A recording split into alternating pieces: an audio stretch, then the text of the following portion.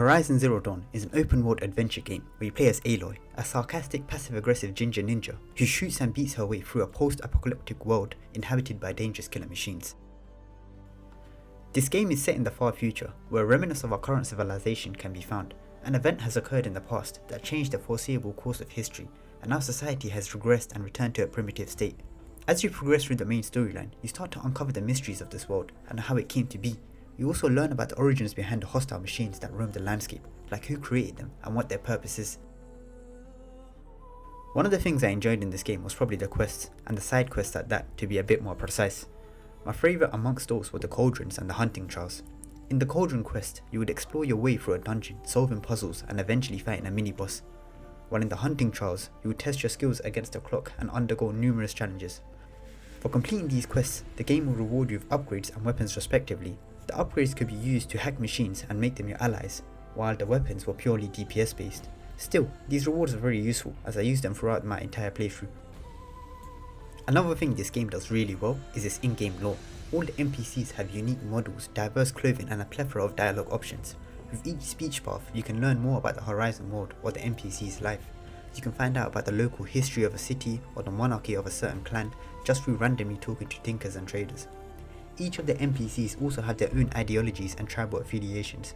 You can tell the writers put in a lot of depth when devising this world. However, at the beginning it was a bit confusing.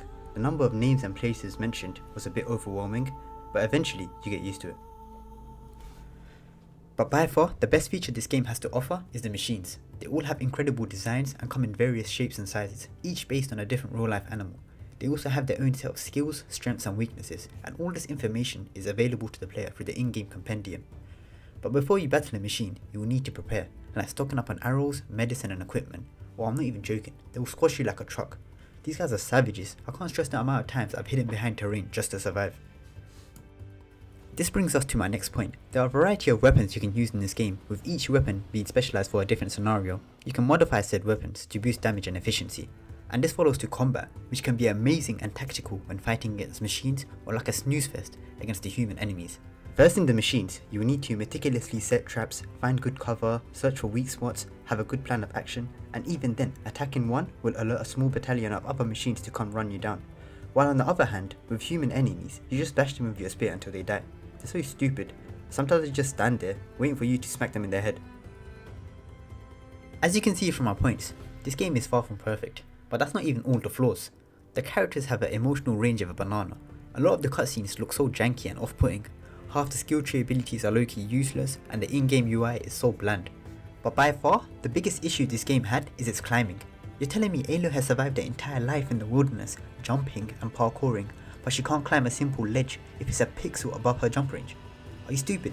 This was so annoying, especially when I'm fighting for my life and trying to jump to safety, but Aloy is just doing jumpy jacks near a ledge. Rough, so annoying. Despite all that I said, I still would recommend this game though. Sure, it's not a perfect game, and it does have many issues, but I still had fun playing it. There's a certain type of enjoyment you get when killing giant killer robots with a bow and arrow.